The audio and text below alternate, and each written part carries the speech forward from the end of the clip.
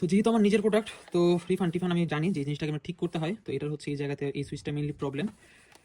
তো কি আর করা ভাই, চায়না থেকে আনছি, এটা আবার রিফান্ড করতে গেলে আবারই আমার 25 দিন না কতদিন লাগে আল্লাহ জানে। তো যাই হোক, এটার এই জায়গার যে কেচিংটা আছে সেটা হচ্ছে খুলতে হবে ফার্স্টে, খুলে তারপরে হচ্ছে ভিতরে যেতে হবে। তো যেন স্পট না পড়ে, তো সেই জন্য হচ্ছে কাপড় বা এরকম কিছু একটা আপনারা ইউজ করবেন। এটা যেটা খুলে হচ্ছে এটা কারণে করতে হবে।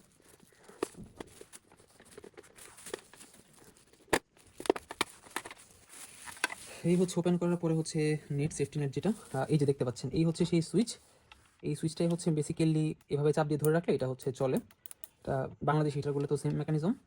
তো যাই হোক, এটাকে হচ্ছে জাস্ট এই যে এই পকেটটা দেখতে পাচ্ছেন, এই পকেটটার মধ্যে জাস্ট হচ্ছে ঢুকিয়ে তারপর হচ্ছে চাপ দিলেই ঢুকে যাবে।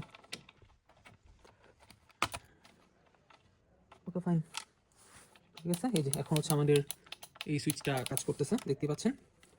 আমরা যদি হচ্ছে এখানে একটু টেস্ট করি, টেস্ট করলে আপনারা ভালো বুঝবেন।